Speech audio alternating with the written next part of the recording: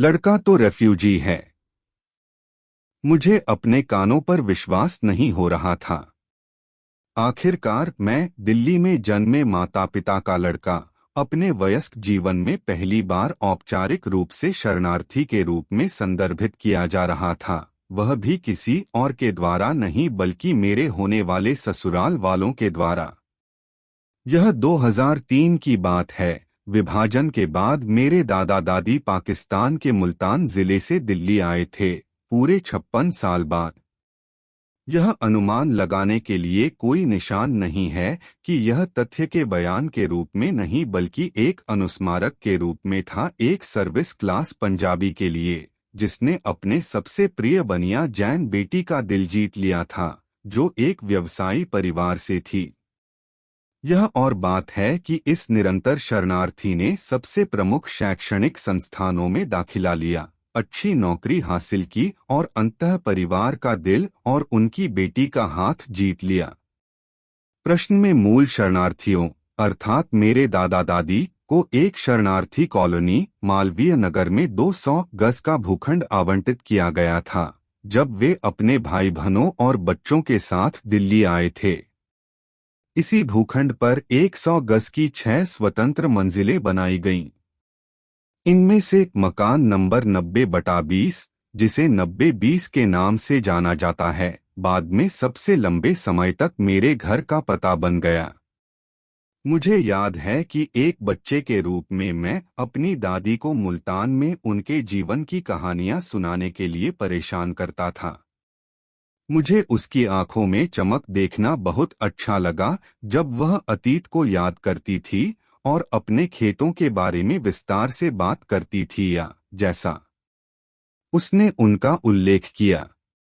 एक कहानी जो वह मुझे हमेशा सुनाती थी वह यह थी कि अगर पूरे खेत को पैदल ही तय करना हो तो किसी को सुबह जल्दी निकलना होगा और तब भी वह अगले दिन ही वापस आ पाएगा। बदले में मैं उससे आग्रह करूंगा, हाँ हाँ, आप तो फसल बोते हुए जाते थे और काटते हुए आते थे, बेशक आप अपने रास्ते में बीज बोएंगे, ऊपर जाओ और वापस आते समय उपज की कटाई करो। बड़े होते हुए यह कहानी इस तथ्य की एक महान याद के रूप में मेरे साथ रही कि जब उस 200 गज के घर ने उनके खेतों के बड़े विस्तार को बदल दिया, तब भी इसने उनके उत्साह को कम नहीं किया। वास्तव में उन्होंने कभी भी विभाजन की भयावहता का वर्णन नहीं किया, केवल पिछले जीवन की सुखद यादें। पांडवों की कथा। मेरे दादा दादी के जीवन का कोई भी विवरण इस दिलचस्प कहानी के बिना पूरा नहीं होगा। किंवदंती है कि एक पीर बाबा ने मेरी दादी का चेहरा पढ़ा और भविष्यवाणी की, तुम्हारे यहाँ 5 पांडव पैदा होंगे, तुम्हें 5 पुत्रों का आशीर्वाद मिलेगा, उन्होंने कहा था। उनके पहले बेटे के जन्म के साथ ही भविष्यवाणी सच होती दिख रही थी। इसलिए मेरे चाचा का नाम पांडवों में सबसे बड़े के नाम पर युधिष्ठिर रखा गया। केवल उनकी अगली संतान लड़की हुई, जिसके कारण सभी ने पीर बाबा की भविष्यवाणी को बकवास बताया। लेकिन वे गलत साबित हुए, क्योंकि मेरे दादा दादी के 5 बेटे और 2 बेटियां थीं। और नहीं, अन्य पुत्रों का नाम बाकी पांडवों के नाम पर नहीं रखा गया, इसलिए हमारे पास घर पर महाभारत की स्टार कास्ट नहीं थी। हालांकि 5 बेटों के पदानुक्रम में मेरे पिता चौथे नंबर पर थे। मेरे दादा दादी हमारे साथ रहते थे, जबकि मेरे पिता के 4 भाई और उनके परिवार अलग अलग स्वतंत्र मंजिलों पर रहते थे। उस समय जितना मैं अपने दादा दादी से प्यार करता था, मुझे यह स्वीकार करना होगा कि ऐसे भी दिन थे जब मुझे लगता था कि मेरे चचेरे भाई बहन इससे कहीं बेहतर थे। आखिरकार उन्हें हर समारोह के लिए डिफ़ॉल्ट होस्ट की भूमिका निभाने की जरूरत नहीं थी, क्योंकि सबसे बड़े ग्रोवर अर्थात मेरे दादा दादी वहां रहते थे। जहां हमारा घर एक मेले की तरह था, जहां रिश्तेदारों का जमावड़ा लगा रहता था, वहीं उनके घर बहुत अधिक गोपनीयता प्रदान करते थे। पीछे देखने पर यह बहुत ही बचकानी सोच लगती है, खासकर जब मुझे एहसास होता है कि मुझे किस तरह का आशीर्वाद मिला है। वास्तव में मुझे लगता है कि बहुत सारे कर्म मेरे साथ आए, क्योंकि हमारे विस्तृत परिवार में मैंने सबसे अधिक अध्ययन किया और जैसा कि यह निकला, अपने करियर में सबसे अधिक हासिल किया। एकमात्र बार जब मेरे दादा दादी 200 गुज में दूसरी इकाई में रहने के लिए थोड़े समय के लिए चले गए थे। कथानक तब का है जब मैं हाई स्कूल में था और उन्होंने सोचा कि मैं कुछ और जगह के साथ कुछ कर सकता हूं। लेकिन इस कृत्य के परिणामस्वरूप एक परिवार के रूप में हमें इतना भावनात्मक दर्द हुआ कि मेरे पिता ने जहां हम रहते थे उसके ठीक सामने 200 वर्ग गज का बिल्डर फ्लोर खरीदने का फैसला किया। जबकि 2002 में घर की कीमत हमें 32 लाख रुपए थी, जो उन दिनों बहुत बड़ी रकम थी। एक बार फिर एक ही छत के नीचे अपने दादा दादी के साथ रहने की संतुष्टि की भावना अमूल्य थी। मेरे दादाजी श्री नंदलाल ग्रोवर समुदाय में एक बहुत ही सम्मानित व्यक्ति थे, खासकर जब उन्होंने मालवीय नगर के आर्य समाज के साथ साथ प्राथमिक विद्यालय की स्थापना की। हमारा परिवार एक उदार परिवार था। बड़े होते हुए मैंने अपने दादा दादी या माता पिता को कोई विस्तृत धार्मिक अनुष्ठान या मूर्ति पूजा करते नहीं देखा। हम लोग जन्माष्टमी के अलावा कभी मंदिर देखने नहीं गए। इसके बजाय हमारे पास जो कुछ था, और ये मेरे शुरुआती वर्षों का हिस्सा था, आर्य समाज परंपरा में लगातार होने वाले हवन थे, जिनका अर्थ शुद्धिकरण और प्रकृति को वास्तविक भगवान के रूप में स्वीकार करना था। मैं अधिकतर नास्तिक के रूप में बड़ा हुआ। दिलचस्प बात यह है कि जब मैंने भारत पे की स्थापना की तो इसके पट्टे वाले कार्यालय की सीमा दीवार उसी आर्य समाज को छूती थी, जिसे मैंने उस समय भी संयोग कम और आशीर्वाद अधिक माना था। मैंने यह सुनिश्चित किया कि इस कार्यालय और उसके बाद के प्रत्येक भारत पे कार्यालय का उद्घाटन हवन द्वारा किया जाए, जो कि मेरे अंदर पूरी तरह से समाहित था। जब भारत पे एक यूनिकॉर्न में बदल गया, और सबसे लंबे समय तक यह दिल्ली पिन कोड वाला एकमात्र यूनिकॉर्न था, मुझे पता था कि यह मेरे दादा दादी के आशीर्वाद के कारण था। टेलीग्राम चैनल से जुड़े @ebooksend मेरे पिता द्वारा संचालित चार्टर्ड अकाउंटेंसी फर्म के बाहर ग्रोवर, लल्ला और मेहता लिखा बोर्ड मेरे लिए एक और परिचित संकेत था। मैं बड़ा हो रहा था। कई साल बाद जब उन्होंने फर्म खरीदी थी, तब भी उन्होंने अपने मूल साझेदारों के नाम के साथ उनके संबंध की पहचान करते हुए इसे चलाना जारी रखा। मेरा अपने पिता की कंपनी के साथ शुरुआती जुड़ाव था, एक मुनीम के रूप में नहीं बल्कि पानी सोखने वाले के रूप में। मानसून आएगा और उनके मालवीय नगर स्थित बेसमेंट कार्यालय में पानी भर जाएगा। फिर हम में से कुछ बच्चों को पंप से पानी निकालने के लिए बुलाया जाएगा। इतना महत्वपूर्ण काम सौंपे जाने पर हमें जो महत्व का एहसास होगा और इस प्रक्रिया में हमें जो मजा आया, वह दोनों अतुलनीय थे। जब मैं 5वीं कक्षा में था, मेरी माँ एक स्कूल में शिक्षिका के रूप में शामिल हो गई थीं। अगर कोई एक चीज थी जो वह अपने बच्चों को देना चाहती थी, तो वह थी अच्छी शिक्षा और ढेर सारा एक्सपोजर। उनके पिता मेरे नाना जी एक बैंकर थे और पूर्ववर्ती इंपीरियल बैंक में काम करते थे, जिसे राज्य का नाम दिया गया था। 1955 में भारत सरकार और भारतीय रिजर्व बैंक के संयुक्त स्वामित्व ग्रहण करने के बाद बैंक ऑफ इंडिया ने पूरे देश में अपनी पोस्टिंग की, लेकिन वह एसबीआई के मुंबई कार्यालय से जीएम ऋण वितरण के रूप में सेवानिवृत्त हुए, जहां मैं अक्सर जाता था। एक बच्चा नरीमन पॉइंट पर उनके भव्य कार्यालय को देखना आकर्षक था। ऊंची एसबीआई बिल्डिंग, पृष्ठभूमि में समुद्र का अद्भुत दृश्य और मुंबई के भव्य क्षितिज ने मुझे एक बैंकर के जीवन से आश्चर्यचकित कर दिया।